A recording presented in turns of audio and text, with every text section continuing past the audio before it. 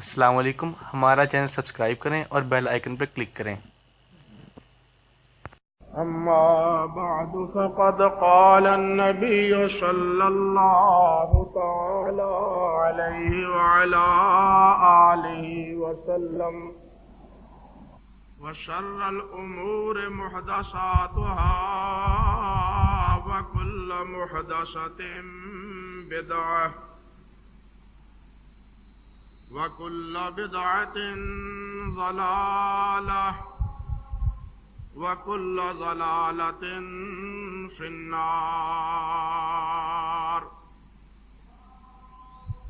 اللهم صل على محمد وعلى آل محمد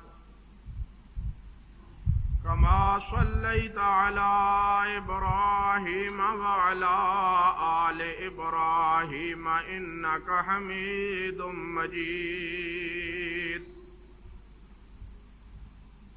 اللهم بارك على محمد وعلى آل محمد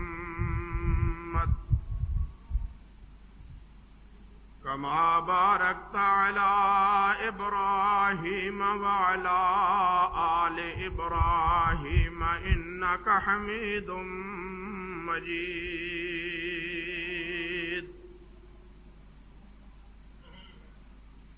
رب اشرح لي صدري ويسر لي أمري واحلل عقدة من لساني يفقه قولي۔ اللهم انفعنا بما علمتنا وعلمنا ما ينفعنا وزدنا علما۔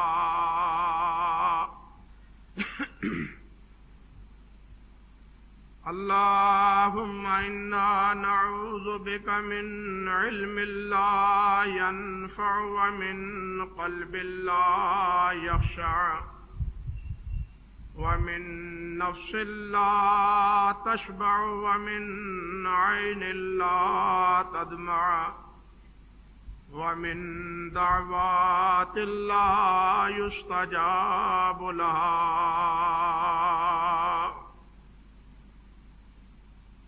أعوذ بالله السميع العليم من الشيطان الرجيم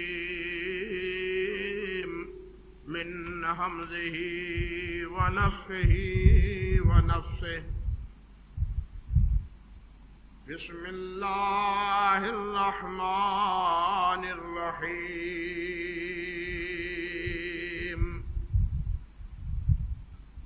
وما كان لمؤمن ولا مؤمنة إذا قضى الله ورسوله أمرا أن يكون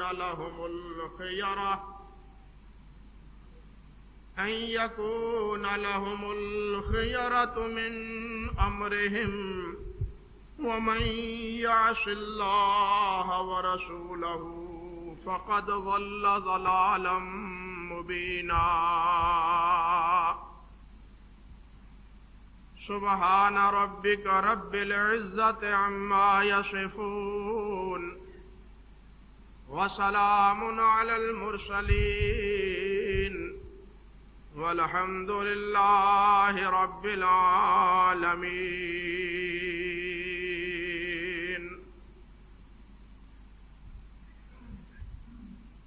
واجب الاحترام بزرگوں، بھائیوں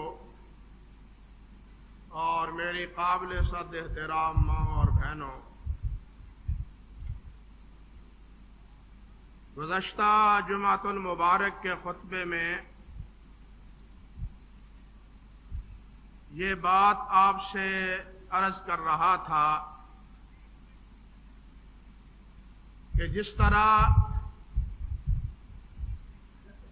اللہ پاک کی پاک کلام، پاک کتاب، متبرک کتاب قرآن مجید، فرقان حمید کی اطاعت اور فرما برداری ایک مسلمان کے لیے ضروری ہے، बिल्कुल उसी तरह सैयदुल अंबिया हजरत मोहम्मद मुस्तफ़ा अहमद मुज्तबा सल्लल्लाहु अलैहि वसल्लम के इरशादात की इत्तिबा और ताबेदारी भी जरूरी है। जिस तरह अल्लाह जुल जलाल वल इकराम ने कुरान मजीद में अपनी इताअत का हुक्म दिया है, उसी तरह अल्लाह जुल जलाल वल इकराम ने अपने नबी सल्लल्लाहु अलैहि वसल्लम की इताअत का भी हुक्म दिया है। रसूलुल्लाह सल्लल्लाहु अलैहि वसल्लम की इताअत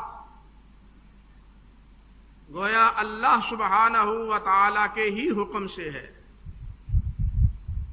अल्लाह जुल जलाल वल इकराम ने हुक्म दिया है। अल्लाह पाक ने यह बात फरमाई है कि मेरे नबी की इताअत करो। नबी अलैहिस्सलाम की इताअत हकीकतन कुरान मजीद ही की इताअत है। जो हजरात ये कहते हैं कि कुरान पाक की इताअत तो जरूरी है, नबी की इताअत जरूरी नहीं, वो दर हकीकत कुरान की इताअत भी नहीं करते। इसलिए कि कुरान पाक ही ने तो हुक्म दिया है कि मेरे नबी की इताअत करो। जिस तरह के फरमान है कुल अतीउल्लाह व अतीउर रसूल, कि ये बात कह दीजिए कि लोगों अल्लाह की इताअत करो और अल्लाह के रसूल की इताअत करो। सूरत नूर में अल्लाह सुब्हानहू व तआला इरशाद फरमाते हैं कुल अतीउल्लाह व अतीउर रसूल फ़इन तवल्लौ फ़इन्नमा अलैका मा हुम्मिल व अलैकुम मा हुम्मिलतुम व इन तुतीऊहु तहतदू व मा अलर रसूल इल्लल बलागुल मुबीन। ऐ मेरे नबी ये बात कह दीजिए कि लोगों अतीउल्लाह व अतीउर रसूल, कि अल्लाह की इताअत करो, रसूल की इताअत करो। फ़इन तवल्लौ, अगर तुम एराज कर जाओ, मुंह मोड़ जाओ, इताअत ना करो, फर्मा बरदारी ना करो, फ़इन्नमा अलैहि मा हुम्मिला, तो फिर नबी के जिम्मे तो वही है जिसका नबी को मुकल्लफ ठहराया गया है।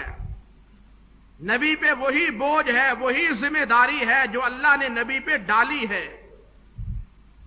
व अलैकुम मा हुम्मिलतुम, और तुम्हारे ऊपर वो बोझ है, तुम्हारे ऊपर वो जिम्मेदारी है जिसके तुम मुकल्लफ हो। तुम अपनी जिम्मेदारी निभाओ, नबी अपनी जिम्मेदारी निभाता है। दोनों की जिम्मेदारी है।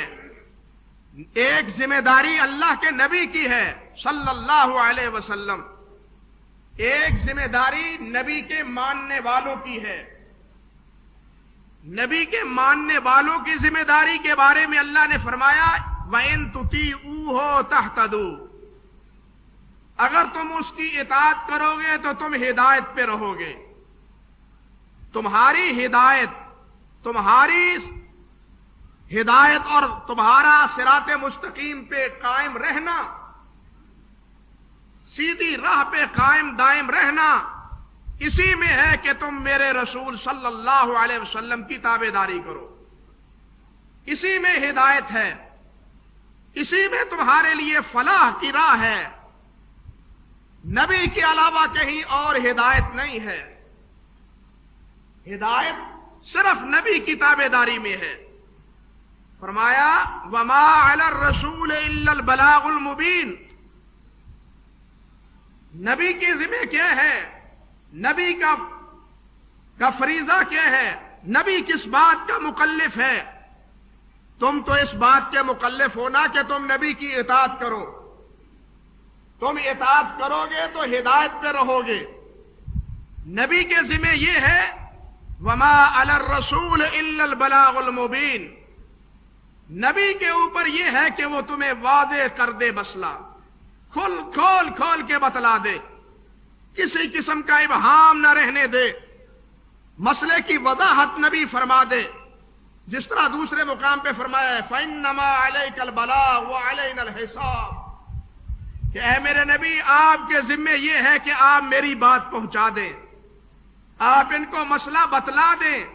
व अलैनल हिसाब, और हमारे जिम्मे हिसाब लेना है, आपकी जिम्मेदारी बात को पहुंचा देना है, बात से आगाह कर देना है, बतला देना है।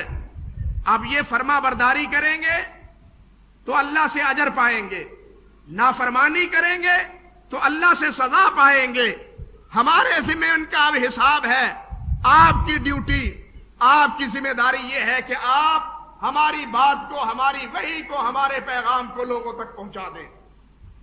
गोया नबी की जिम्मेदारी अलैहिस्सलाम वो लोगों तक दीन को पहुंचाने की है, और उम्मती की जिम्मेदारी ये है कि जो दीन नबी अलैहिस्सलाम के जरिए उम्मती तक पहुंचे, उस दीन की, नबी के उन फरामीन की ताबेदारी और इताअत और फर्माबरदारी करे। अल्लाह अकबर कबीरा। और ये इताअत और ये फर्माबरदारी इसके बारे में फरमाया कि वमन युतिर रसूल फक़द आता अल्लाह, कि जो रसूल का इताअत गुजार है वो अल्लाह का इताअत गुजार है। अल्लाह जुल जलाल की इताअत और फर्मा बरदारी अब इसी में है कि इंसान अल्लाह के रसूल सल्लल्लाहु अलैहि वसल्लम की इताअत करे। नबी अलैहिस्सलाम ने भी फरमाया है मन अता मुहम्मदन फक़द अता अल्लाह व मन आसा मुहम्मदन फक़द आसा अल्लाह। जो मोहम्मद का ताबेदार है वो अल्लाह का ताबेदार है, और जो मोहम्मद का नाफरमान है वो अल्लाह का नाफरमान है सल्लल्लाहु अलैहि वसल्लम। यानी नबी अलैहिस्सलाम की इताअत हकीकतन किसकी इताअत है? अल्लाह वादहू ला शरीक की इताअत है। अल्लाह ही ने हुक्म दिया है, अल्लाह ही ने उम्मती को, रसूल मानने वाले को इस बात का मुकल्लफ ठहराया है कि वो रसूल सल्लल्लाहु अलैहि वसल्लम की ताबेदारी और फर्माबरदारी करे। भाइयों, ये इताअत और ये फर्माबरदारी अल्लाह अकबर आपके अहकाम की है, फरामीन की है।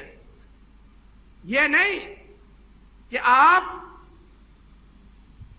नमाज के बारे में, रोजे के बारे में, ज़कात और हज के बारे में, या इसी तरह किसी और इबादत के मसले में आप लोगों को मसला बतलाएं और हम उसकी इताअत और फर्माबरदारी करें।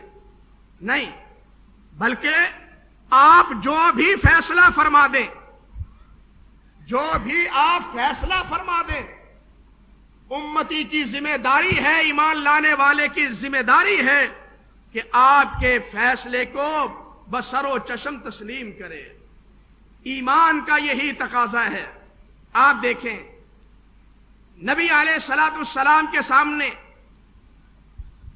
हजरत जुबैर रज़ियल्लाहु ताला अन्हु और एक अंसारी सहाबी का झगड़ा हुआ, इख्तिलाफ हुआ।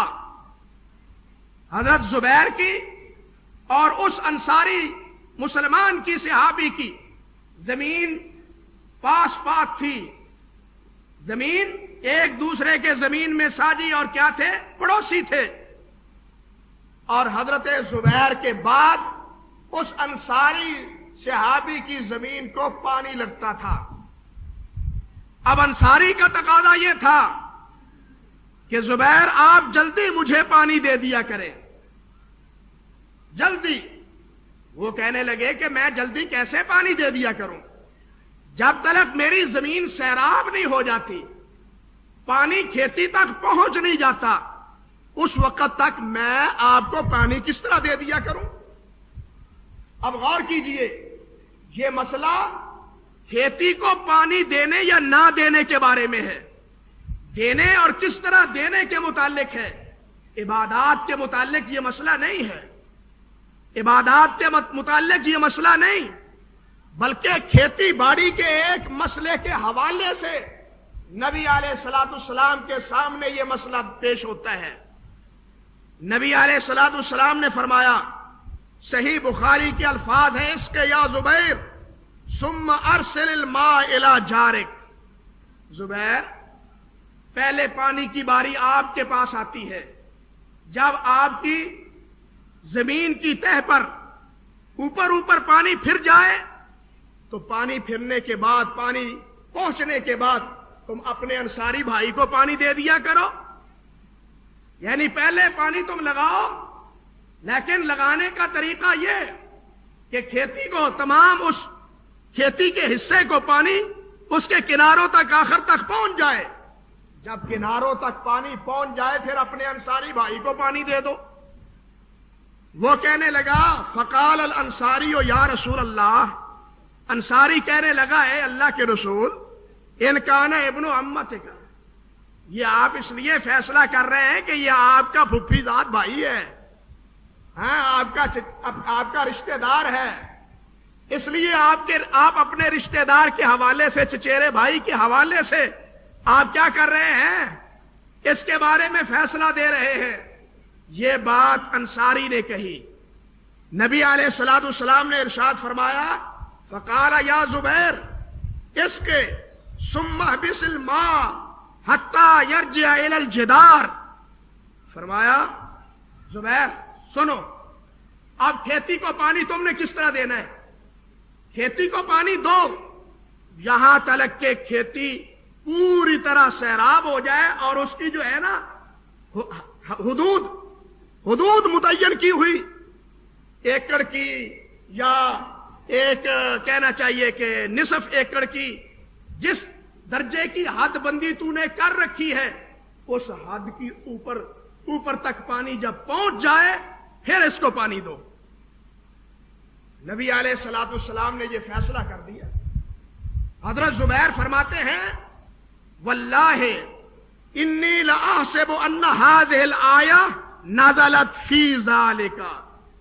اللہ کی قسم، میں تو یہی سمجھتا ہوں کہ یہ آیت اللہ ذوالجلال نے ہمارے اس قضیے کے بارے میں نازل کی. وہ کیا قضیہ یا کیا مسئلہ اور کیا آیت؟ مسئلہ آپ نے سنا جس کا تعلق پانی دینے کے ساتھ تھا، اور نبی علیہ السلام کے اس فیصلے کے حوالے سے اللہ ذوالجلال نے فرمایا، فلا وربک لا یؤمنون حتی یحکموک فیما شجر بینہم ثم لا یجدوا فی انفسہم حرجا مما قضیت ویسلموا تسلیما. فرمایا، تیرے رب کی قسم، یہ اس وقت تک مومن نہیں ہو سکتے، ایماندار نہیں ہو سکتے، جب تلک حتی یحکموک فیما شجر بینہم، تاکہ آپس کے اختلافات میں آپ کو حکم اور آپ کو فیصل تسلیم نہ کر لیں. ثم لا یجدوا فی انفسہم حرجا مما قضیت، اور پھر آپ جو فیصلہ فرمائیں اس فیصلے کے بارے میں دل میں کوئی کھٹکا بھی نہ رکھیں، دل میں کوئی احساس نہ پیدا ہو کہ ہمارا تو اس فیصلے میں نقصان ہوتا ہے، ہماری اس مسئلے میں سبکی ہوتی ہے، ہمارے تو یہ موافق نہیں ہے، ہم لوگوں کو کیا جواب دیں گے، کیا منہ دکھائیں گے. فرمایا، اس قسم کا تاثر پھر نبی کے فیصلے کے بعد ایماندار کے دل میں پیدا نہیں ہونا چاہیے. آپ غور کیجئے کہ نبی علیہ السلام کا یہ فیصلہ ایک خالصتاً عبادت کے مسئلے میں فیصلہ نہیں تھا، بلکہ کھیتی باڑی کو پانی دینے کے بارے میں تھا. اب اس پانی کے حوالے سے بھی اللہ سبحانہ و تعالی نے فرمایا کہ خبردار، نبی کا جو بھی فیصلہ ہے وہ تم کو تسلیم کرنا ہوگا. اگر تم ایماندار ہو، تمہارے ایمان کی پختگی، تمہارے ایمان کی سلامتی اسی میں ہے کہ میرا نبی جو فیصلہ کر دے اس فیصلے کو بسر و چشم تسلیم کرو. اسی طرح یہ جو آیت سورۃ احزاب کی میں نے پڑھی تھی، اس کے بارے میں حضرات مفسرین نے لکھا ہے کہ نبی کریم صلی اللہ علیہ وسلم نے جب حضرت زید بن ثابت رضی اللہ تعالی عنہ ان کا نکاح حضرت سیدہ زینب کے ساتھ کرنے کا عزم کیا تو زینب نے انکار کیا۔ اب یہ مسئلہ بھی دیکھیے، عبادات کا مسئلہ نہیں ہے، ایک معاشرتی مسئلہ ہے، شادی اور بیاہ کا مسئلہ ہے۔ نبی علیہ السلام نے زید سے نکاح کی بات سیدہ زینب سے کی، اور حضرت زینب نے کہا، نبی علیہ السلام سے عرض کیا، حضور کہاں زید ایک غلام اور کہاں زینب ایک آزاد قریشی نسب کی عورت، دونوں میں توافق کیا ہے؟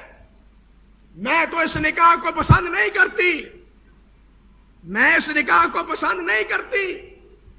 زینب فرماتی ہیں کہ اسی حالت میں اللہ سبحانہ و تعالی نے یہ آیت نازل فرمائی کہ وَمَا كَانَ لِمُؤْمِنٍ وَلَا مُؤْمِنَةٍ إِذَا قَضَى اللَّهُ وَرَسُولُهُ أَمْرًا أَن يَكُونَ لَهُمُ الْخِيَرَةُ مِنْ أَمْرِهِمْ۔ کسی مومن مرد کے لیے، کسی مومنہ عورت کے لیے اس بات کی قطعاً کوئی گنجائش نہیں کہ اللہ ذوالجلال یا اللہ کے رسول صلی اللہ علیہ وسلم کسی معاملے میں فیصلہ کرے اور پھر وہ اس فیصلے کے خلاف اختیار ڈھونڈتے پھرے کہ ہمیں اس کو ماننے کا اختیار ہے، مانے یا نہ مانے، اس کو قبول کرے یا نہ کرے۔ فرمایا کسی مومنہ عورت اور کسی مومن مرد کے لیے اس اختیار کی قطعاً کوئی گنجائش نہیں۔ ایک ہی راستہ ہے، ایک ہی سبیل ہے کہ جب اللہ کے نبی فیصلہ فرما دے، مسلمان کے لیے، مومن کے لیے لازم ہے اس فیصلے کو تسلیم کرے۔ جب یہ آیت نبی علیہ السلام نے پڑھی تو حضرت سیدہ زینب رضی اللہ تعالی عنہا وہ عرض کرنے لگی، قالت قد رضیتہ لی یا رسول اللہ، حضور آپ اس کو میرے لیے، آپ اس کے زید کے ساتھ ہے میرے نکاح کا آپ برضا و رغبت اور خوشی خوشی نکاح کر رہے ہیں، آپ کو یہ رشتہ پسند ہے، آپ خوش ہیں اس رشتے پہ؟ تو نبی علیہ السلام نے فرمایا قال نعم، ہاں میں اس رشتے پہ کو پسند کرتا ہوں، میں اس پہ خوش ہوں۔ حضرت زینب رضی اللہ تعالی عنہا عرض کرنے لگی، حضور اگر آپ راضی ہیں تو میں بھی آپ کے اس اختیار پہ اور آپ کی اس رضا پہ میں بھی راضی ہوں۔ یعنی یہ ہے نبی علیہ السلام کے فرمان کی حیثیت۔ مومن کے لیے اس بات کی قطعاً گنجائش نہیں کہ اللہ کے رسول علیہ السلام کسی بات کا حکم دے، کوئی بات کا فیصلہ کرے اور پھر مومن اس کو نہ مانے، اس میں کٹ حجتی، اس کے بارے میں کوئی ہیل و حجت، اس کے بارے میں کوئی بہانہ اور اس کے بارے میں کوئی ہیلا تلاش کرے۔ مومن کے لیے اس بات کی قطعاً کوئی گنجائش نہیں۔ بھائیو، اس حوالے سے علامہ سبکی رحمت اللہ علیہ نے ایک بڑی عجیب بات کہی ہے۔ علامہ سبکی رحمت اللہ علیہ فرماتے ہیں، لوگوں تمہیں اپنے آپ کو یہ سمجھنا چاہیے، اپنے بارے میں یہ بات سمجھنی چاہیے، وَلْيُفْرِضِ الْإِنسَانُ نَفْسَهُ بین ید النبی صلی اللہ علیہ وسلم۔ بڑی پیاری بات ہے جو علامہ سبکی نے کہی ہے رحمت اللہ علیہ۔ کہتے ہیں ہر انسان کو یہ سمجھنا چاہیے، یہ تصور کرنا چاہیے کیا کہ میں نبی علیہ السلام کے سامنے بیٹھا ہوا ہوں، میں نبی علیہ السلام کے سامنے ہوں، وقد سمع ذلک منہ، وقد سمع ذلک منہ، اور نبی علیہ السلام سے ایک فرمان سنتا ہوں، آپ کا ایک حکم سنتا ہوں، آپ نے ایک مسئلے کے بارے میں بات فرمائی، میں نبی علیہ السلام کی گویا کہ بات آپ کے سامنے اپنے کانوں سے سن رہا ہوں۔ فرماتے ہیں یساہ التاخر عن العمل لا واللہ، کیا اس کے لیے اس بات کی گنجائش ہے کہ وہ اب آپ کی بات سننے کے بعد اس میں کوئی ہیلا بہانہ تلاش کرے، اس پہ عمل نہ کرے یا عمل کرنے میں تاخیر کا ارتکاب کرے؟ نہیں، مومن کے لیے تو ضروری ہے کہ جب اللہ کے نبی کا فرمان سنے فوراً اس پہ عمل کرے۔ نبی علیہ السلام کے صحابہ رضوان اللہ علیہ مجمعین، ان کا طریقہ بھی یہی تھا کہ جب وہ اللہ کے نبی کی بات سنتے یا ان کے پاس نبی علیہ السلام کے فرمان کا علم ہوتا تو وہ آپ کے فرمان کے بعد کسی اور کے قول و اقوال کی طرف نہ اپنے نہ کسی اور کے قول و اقوال کی طرف التفات اور توجہ تک نہ کرتے تھے. چنانچہ آپ اندازہ کریں، سنن ابی داؤد میں ہے حضرت عمر فاروق رضی اللہ تعالی عنہ کے حوالے سے کہ ان رجلا من ثقیف، بنو ثقیف کا ایک آدمی، اس نے آ کے حضرت عمر فاروق سے ایک مسئلہ پوچھا. کیا مسئلہ؟ فسألہ عن امرأۃ حاضت وقد كانت زارت البیت یوم النحر. کہ امیر المومنین ایک مسئلہ بتلائیے، حج کے موقع پہ عورت نے رمی جمار کر لیا، 10 تاریخ کو جمرہ عقبہ یعنی بڑے جمرے کو اس نے کینکریاں مار لی. کینکریاں مارنے کے بعد جانور ذبح کر لیا، وہ حلال ہو گئی. اب حلال ہونے کے بعد اس نے پھر بیت اللہ کی زیارت بھی کر لی، طواف افاضہ بھی کر لیا. بیت اللہ کی زیارت یعنی طواف افاضہ بھی کر لیا.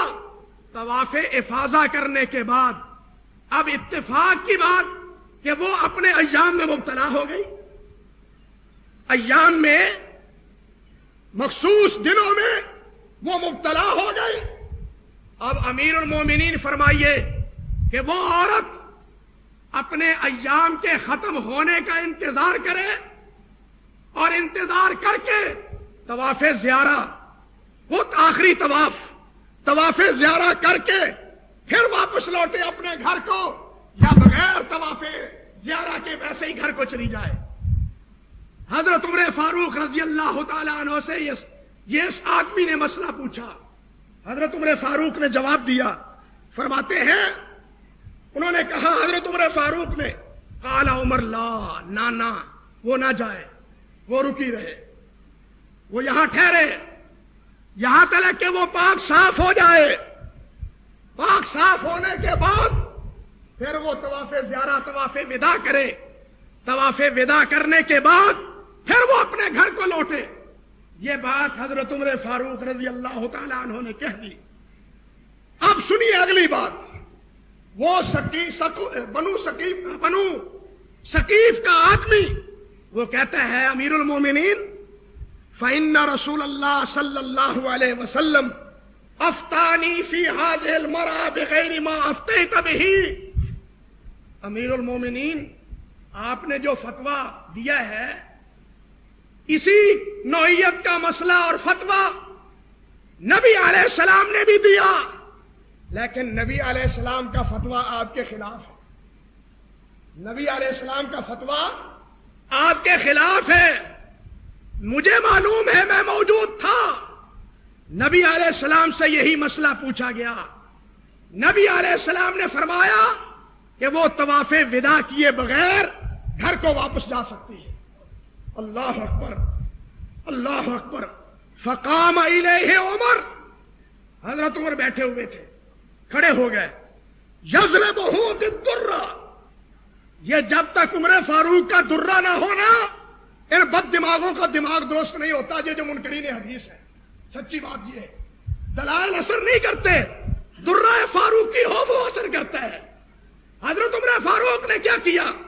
فأخذ بالدرہ ویضربہ، وہ مارنے لگے اس ثقیف کو، ثقیف کے آدمی کو، اور کہنے لگے ویقول لما تستفتی فی شیء قد افتی بہ رسول اللہ صلی اللہ علیہ وسلم. وہ شریف آدمی، اور جس بارے میں اللہ کے نبی نے فیصلہ دے دیا ہے، اب اس کے بعد تو نے مجھ سے یہ فیصلہ طلب ہی کیوں کیا ہے؟ کیوں مسئلہ پوچھا؟ آپ کو کیا ضرورت پڑی؟ کیا پیش ہوئی بات کہ تو نے میری طرف رجوع کیا؟ جب اللہ کے نبی نے اس بارے میں فیصلہ کر دیا ہے، اللہ کے نبی کا فیصلہ موجود ہے، تو پھر اللہ کے نبی کے فیصلے کے بعد کسی اور سے فیصلہ لینا یہ مسلمان کا کام نہیں ہے. مسلمان کی ذمہ داری یہ ہے کہ وہ نبی علیہ السلام کے فیصلے پہ قانے رہے. یہ ہے نبی کی سنت اور نبی کی حدیث اور نبی کے فرمان کی عصمت. آپ دیکھیں عبداللہ ابن مغفل صحیح بخاری کی روایت ہے, مسلم کی روایت ہے. عبداللہ ابن مغفل رضی اللہ تعالی عنہ وہ بیٹھے ہوئے تھے, انہوں نے نبی علیہ السلام کی حدیث سنائی. کیا؟ نہا رسول اللہ صلی اللہ علیہ وسلم عن الخزف, کہ نبی علیہ السلام نے خزف سے منع کیا. غور کیجئے, خزف سے, یہ خزف کیا ہے؟ کنکری لینا, چھوٹی سی کنکری.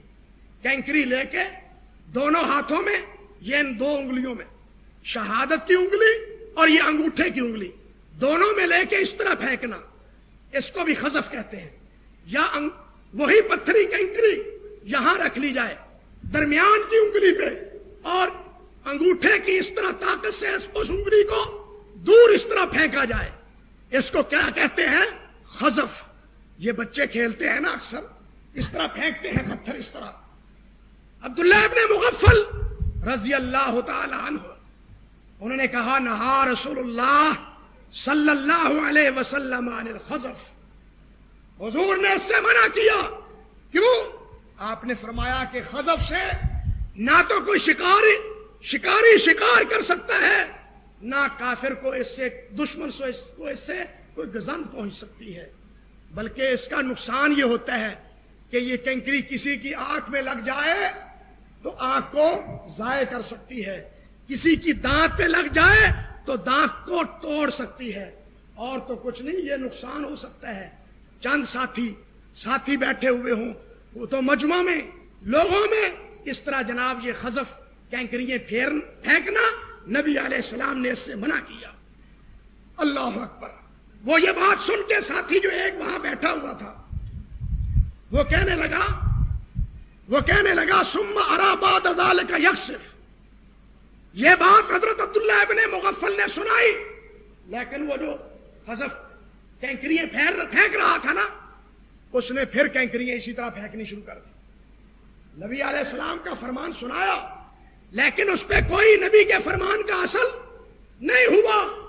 تو حضرت عبداللہ ابن مغفل کہتے ہیں احدثک عن رسول اللہ, احدثک عن رسول اللہ صلی اللہ علیہ وسلم وانت تخسف. میں تجھے نبی علیہ السلام کی حدیث سناتا ہوں, اور حدیث سننے کے بعد تو پھر کنکریاں پھیر رہا ہے, پھر کنکریاں پھینک رہا ہے. واللہ لا اکلمک ابدا, اللہ کی قسم میں تیرے ساتھ کلام نہیں کروں. دیکھیے صحابہ کی نبی علیہ السلام کی حدیث کے بارے میں غیرت, کہ اس کے سامنے حدیث پیش کی جاتی ہے اور سن کے ایک آدمی اس حدیث پہ عمل نہیں کرتا. صحابی رسول کیا کہتے ہیں؟ اللہ کی قسم میں تیرے ساتھ کلام نہیں کروں گا, کہ تجھے نبی کا فرمان سنایا جاتا ہے پھر بھی نبی کی اطاعت نہیں کرتا, بلکہ اپنی منمانی کرتا ہے, کھیل میں تو مصروف رہتا ہے. اور اسی طرح حضرت عبداللہ ابن عمر رضی اللہ تعالی عنہ فرماتے ہیں, صحیح ابن خزیمہ میں, ابو داود میں, سنن بیہقی میں روایت ہے, بلکہ صحیح مسلم میں, کہ عبداللہ ابن عمر رضی اللہ تعالی عنہ نے فرمایا لا تمنعوا النساء باللیل عن المساجد. لوگوں, عورتیں اگر رات کو مسجد میں آ کے نماز پڑھنا چاہیں تو نبی علیہ السلام نے فرمایا ہے کہ ان کو مت روکو, وہ مسجد میں آ کے نماز پڑھ سکتی ہیں. بیوتہن خیر لہن, ان کے گھر ان کے لیے بہتر ہے. گھروں میں نماز پڑھے تو گھروں میں نماز پڑھنا عورتوں کا یہ بہتر ہے مسجد میں نماز پڑھنے سے. لیکن اگر وہ مسجد میں آنا چاہیں تو لا تمنعوا, عورتوں کو مسجد میں آنے سے منع نہ کرو. انہی کا بیٹا جس کا نام بلال تھا وہ کہنے لگا ابا جی واللہ لا ندعہن یتخذنہ دغلا, اللہ کی قسم ہم تو ان کو ایسا نہیں چھوڑیں گے, یہ اجازت نہیں دیں گے. ایسا نہ ہو کہ وہ اپنے لیے ایک چور دروازہ کھول لیں, برائی کا راستہ کھل جائے کہیں ایسا رات کے اندھیرے میں نکلنے کے نتیجے میں. اللہ اکبر. حضرت عبداللہ ابن عمر فضرب ابن عمر صدرہ, عبداللہ بن عمر نے بیٹے کے سینے پہ دھپا لگایا, ایک ضرب لگائی اور کہا احدثک عن رسول اللہ صلی اللہ علیہ وسلم وتقول کذا وکذا، میں تمہیں نبی علیہ السلام کی حدیث سناتا ہوں اور تو کہتا ہے یہ مسئلہ ہے، یہ بات ہے، اللہ کی قسم میں تیرے ساتھ کلام نہیں کروں۔ کہتے ہیں کہ بیٹا چند دن کے بعد فوت ہو گیا، لیکن عبداللہ ابن عمر نے اب بیٹے کے ساتھ آخر وقت تک کلام تک نہیں۔ یہ تھی غیرت نبی علیہ السلام کی حدیث کے حوالے سے، کہ نبی علیہ السلام کی حدیث سنائی جاتی، اگر اگلا سننے والا اس کا معارضہ کرتا تو صحابہ کہتے ہو تو کون ہوتا ہے معارضہ کرنے والا؟ ہاں میں تیرے ساتھ کلام نہیں کروں گا، تو بڑا گستاخ ہے، تیرا یہ اقدام بڑا گستاخانہ ہے کہ نبی کا فرمان پیش کیا جاتا ہے اور تو نبی کے فرمان کی پرواہ نہیں کرتا۔ اندازہ کیجئے یہی طریقہ تمام اسلاف کا ہے، تابعین کا، اتباع التابعین کا، ائمہ مجتہدین کا، وہ کہ نبی علیہ السلام کے فرمان کے بعد وہ کسی کے قول و اقوال کو نہیں دیکھتے تھے، بلکہ آپ کے فرمان کی اطاعت اور فرما برداری اپنے لیے لازم سمجھتے تھے۔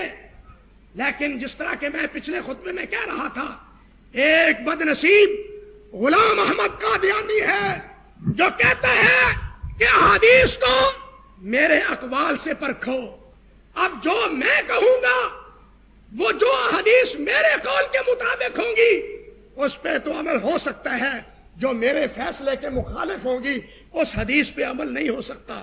یہ طریقہ کسی مسلمان کا نہیں ہو سکتا، چاہے جائے کہ اس کو نبی مان لیا جائے۔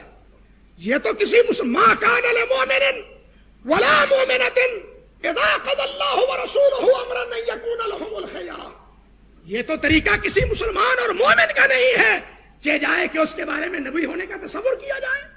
اللہ سبحانہ و تعالی اس قسم کی گمراہیوں سے ہمیں محفوظ رکھے۔ نبی علیہ السلام کی حدیث ہی نہیں بلکہ نبی علیہ السلام کی ذات گرامی کے حوالے سے اس کی حرزہ سرائی اور اس کے بقاویس، اس کی جناب کہنا چاہیے حد سے جسارت، اس کے بارے میں تو آئندہ خطبے میں عرض کروں گا کہ حدیث قرآن پاک ہی نہیں، حدیث پاک ہی نہیں، بلکہ نبی علیہ السلام کی ذات گرامی کے بارے میں اس کے تاثرات کیا ہیں۔ وہ اپنے بارے میں نبی علیہ السلام کو اپنے بارے میں ترجیح دیتا ہے، بلکہ کہتا ہے کہ کسی نے اگر محمد کو دیکھنا ہے تو غلام احمد کو دیکھ لے۔ اعوذ باللہ من الشیطان الرجیم، محمد کو دیکھنا ہے تو غلام احمد کو دیکھ لے۔ غلام احمد کو دیکھنا محمد صلی اللہ علیہ وسلم کو دیکھنا ہے۔ معاذ اللہ ثم استغفر اللہ۔ جو انسان اور جو اس کے پیروکار یہ کہتے ہوں، بتلائیے ان کو اسلام سے خارج نہ سمجھا جائے تو کیا کہا جائے؟ علماء نے اور اس وقت امت نے جو فیصلہ کیا ہے ان کے کفر کا، وہ جانچ بھال کے اور دیکھ اور پرکھ کے کیا ہے، صرف ہوائی میں فیصلہ نہیں کر دیا۔ اس حوالے سے انشاءاللہ اللہ نے چاہا تو آئندہ خطبے میں عرض کروں گا۔ وآخر دعوانا ان الحمد للہ رب العالمین۔